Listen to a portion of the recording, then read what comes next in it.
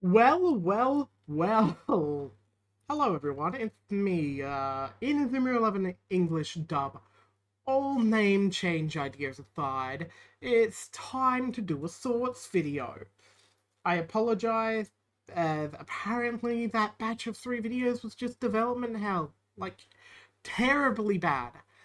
But you all wanted this video, even though it was a joke idea. Why did you all vote for it? Now, as we all know, or well, probably not, I completed the 3rd game! I know, I completed 3 games, but only part 5 is still coming out for the first game video series. I'm making sure that, well, I can batch edit these and release them alongside other videos. That's the hope anyways. Anyway, 3rd game is fully released in English, only on the 3DS. Wow. So, how was it? It's time to sort the sorts video. So let's go. So, for full disclosure, I didn't play all of the 3 of the games. I only played Team Ogre Attack. But my understandings of the differences are, well, I will say one thing real quick. Team Ogre is the definitive version of the 3 games. Anyways, main differences, as I was trying to say. Special moves, obviously. Team Ogre Attacks lets you learn Prime Legend. I don't think I found that one yet.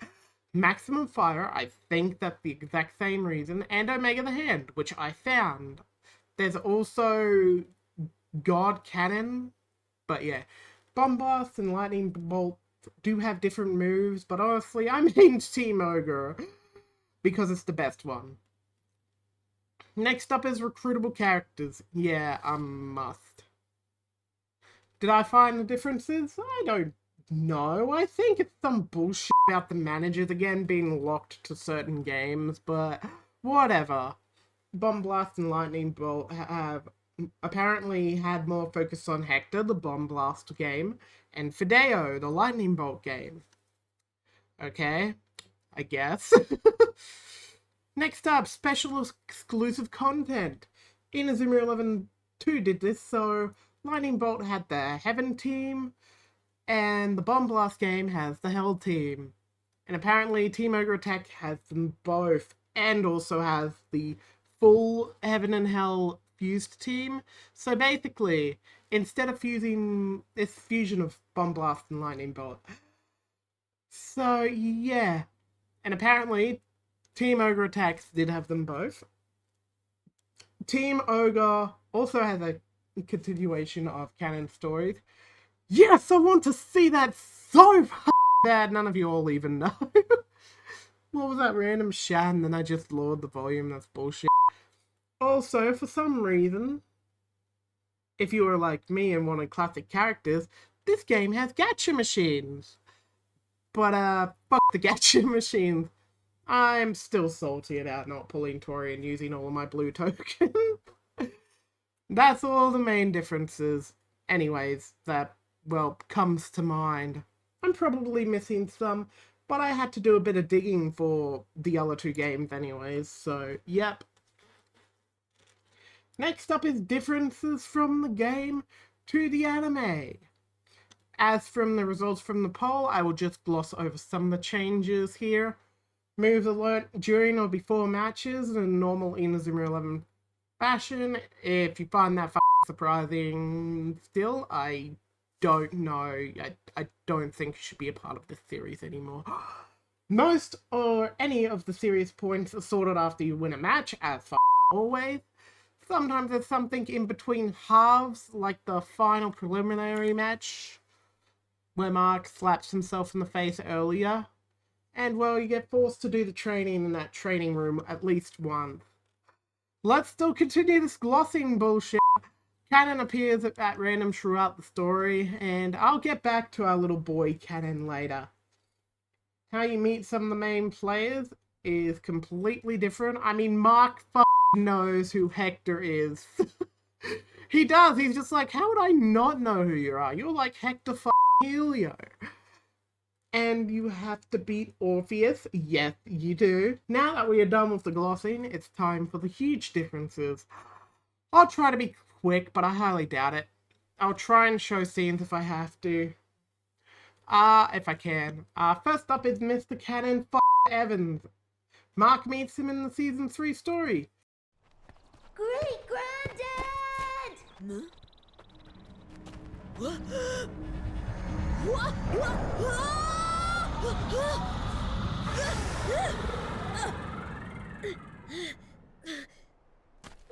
Who are you? Great Granddad. Great Granddad? My name's Cannon Evans. I came from the future. I came from the future! Yes, in the FFI, he meets Cannon. Team Ogre also meets Season 3 Mark from the FFI and tries to defeat him. Come on, you're just basically committing suicide at that point. Hey, Team Ogre! If it isn't Mark Evans, and what are you doing here? We don't want a world without football and we're gonna stop you. Come on, show! Or are you too scared to face us? Interesting. The Mark Evans now knows of our existence. Cannon, are you okay? Unless I'm very much mistaken, you don't belong in this time. Who could have sent you? Ogres, your mission has changed. Do you copy? Your goal is no longer to defeat Mark Evans and Football Frontier International. Commence phase 2 of the operation. My quick theory is that they went to try to beat FFI Mark and then they failed, and then they tried with Season 1 Mark in the movie. Anyways, the Team Ogre content even goes into post-game. Speaking of, Heaven and Hell are also post-game as well. You don't run into them. Hell, why? Can we just have everyone in one battle, in one game, all wrapped up neatly in a bow? Next up is, well, the whole Zulan thing ends so differently. I mean, seriously, the minions just try to find a new master.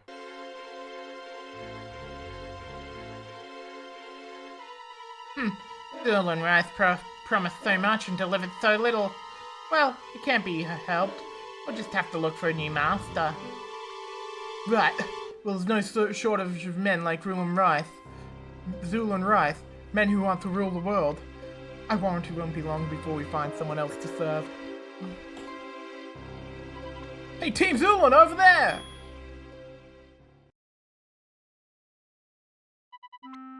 That was a great game. You played really well. Let's play together again, without all that superhuman power.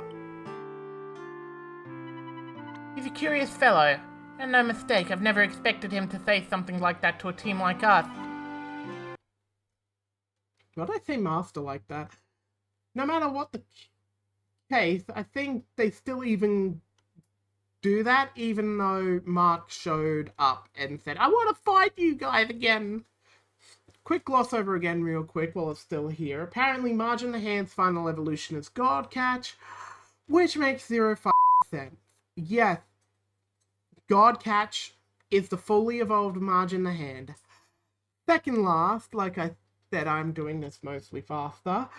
There's a moment before Hector's match with Mark where you could talk to either Sylvia, Cammy, or Nelly. And I talked to Nelly. All I can say is it happened. It happened. And I experienced immense pain in those short moments too. Just watch the clip. Hey, Cannon. Hi, Nelly. Did you want to talk to me about something? Mark, well, it's nothing important. I thought I might as well give you this.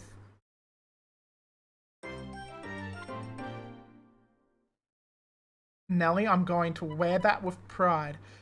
Wow, are you sure I can keep this? It's really cool.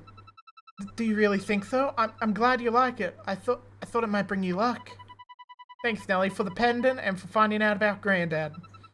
There's no need to thank me for that. There's something I decided to do myself. I knew that if Dave Evans was alive, it would change your life. I want to find out for sure. It was a responsibility I wanted for myself. I didn't ask anyone else to do it for me. I never felt this way before. What do you mean, Nelly? I don't get it. Well, you know, it's because... Like, it's because I care about... Ugh, it's because I care, okay? Honestly, I wish you'd use your head sometimes.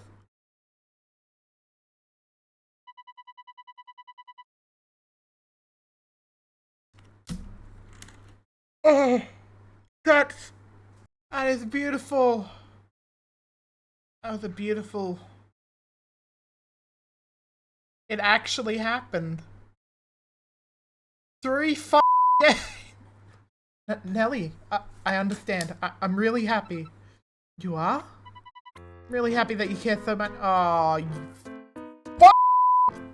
You've had me. You had me, Mark. I fucking hate you, Mark. I'm really happy that you care so much about football now. I remember when you thought it was rubbish. Yeah, painful. Our captain's naive. And last is after the end credits. It's probably just an expectation from me, I think. But there was zero relation to Go and or Orion Sherwind at the end. Meaning, if you only made the games and saw Go, I think you'd be confused.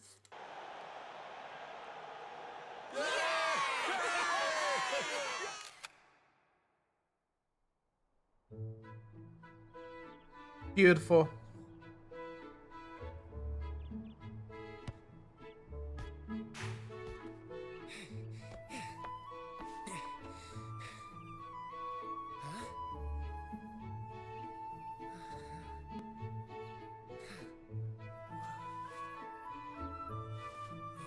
Who was that?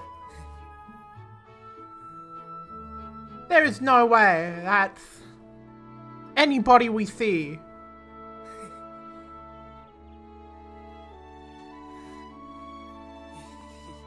That's nobody we see in Go, so...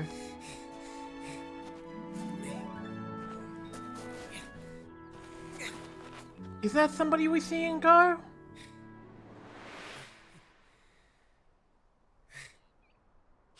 Huh? Uh-oh. Huh?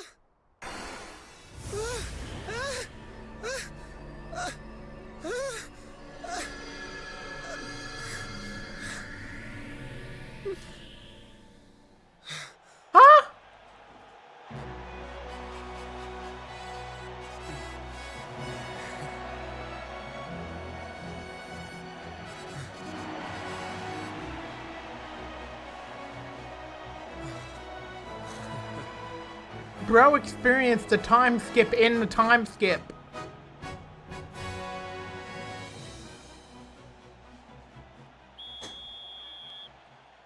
Looks like a completely different show now. That's not who they passed the torch to.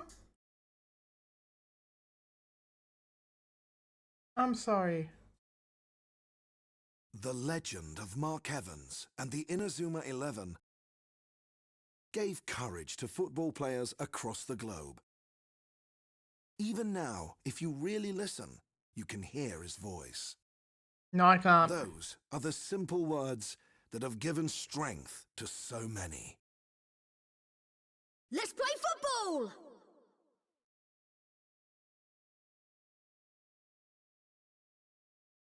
Show me the Orion Sherwin cutscene. Well, that's all for the huge differences in what I saw anyways. And, woo! This wasn't a f***ing essay for once. Yeah! Next up is positives and negatives. This one hopefully won't be too hard. Positives first.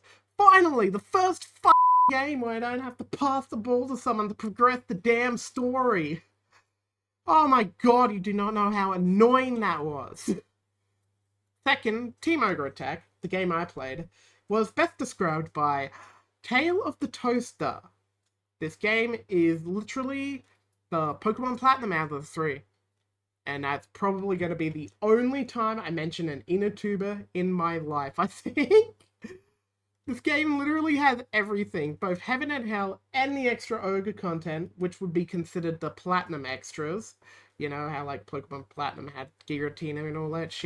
Yeah, Not sure about special moves and other things. Really didn't want to play 2 more Inazuma 11 games just for the differences. Sir, the abundance, I mean abundance of characters you can obtain in the post-game. While characters from Dark Emperors, sure, just go to Brazil Cam's capture machine. I believe it's similar to Genesis. You can also do the friendlies with the other teams and get them. Preliminaries is when you go into the FFI. Post-game is where it has all of the FFI. And if you beat them in the FFI, you can recruit them. But they still have annoying-ass missions. Honestly, you will hear me complain about recruiting at some point in the future.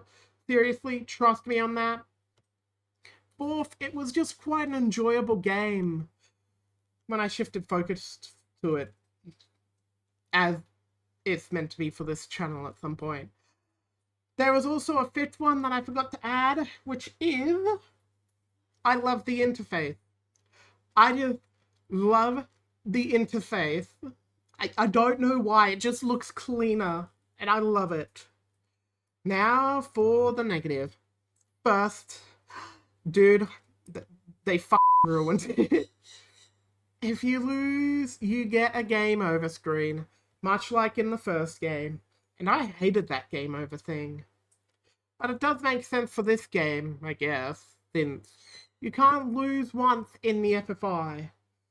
Second, God, why do I have to fight Ogre when they just get a free point on me? They were so overpowered. I think I actually got like another game over from them as well. It is so unfair, considering how overpowered their team actually is. Third, again with the instrumental. Is this just an unfair negative now? Whatever. Moving on. Fourth, I noticed a couple of text issues, if I recall. They weren't huge, but I think they were enough for me to notice. I think it's basically just character limits for translation. I've seen it a few times on other games, so it's not a big issue for me in the slightest. I think that's it for the positives and negatives too. Final thoughts, this game's pretty good, which is crazy to think considering I think I said I liked Inazuma 11 too a lot. I got a grand total of only 3 probably game overs. 1 against the Australian team, 1 against Ogre, and 1 against Little Gigantes. Until the keeper threw the entire match just using Marge in the hand. No, he really did. He used a blue Marge in the hand. Stop stealing Darren's moves. Darren called he wants his moves back. I like that you don't have to pass the ball to a certain player to win. When I played the English patch version of Inazuma 11-3, way back when, I won against the Australian team without ever passing the ball to Hurley. Actually, if I recall correctly, I put him in the defense position the whole second half. And first half too. It's good to be that free. I'm not even gonna lie to you. I like that the Ogre thing was a whole match and simply the story continues in the post-game, including what the hell happens to Cannon after he helps you. I mean, did he get punished or not? Spoiler alert, he got punished. He's also a permanent stay on your team after the Ogre post-game. I could talk about this for ages, so instead of actually talking about this for ages, here's my rating for the game. I rated this is really hard. I'd honestly have to say a 6.8 to 7-ish out of 10. I really enjoyed this game, and I even played some of the post-game, which I haven't done for the other games. So yeah, that's my thoughts on Inazuma 11-3. That rating's a bit higher than usual, but honestly, it was a fun game to play. Thank you all for listening to this thoughts video, and I'll see you all next time. Goodbye.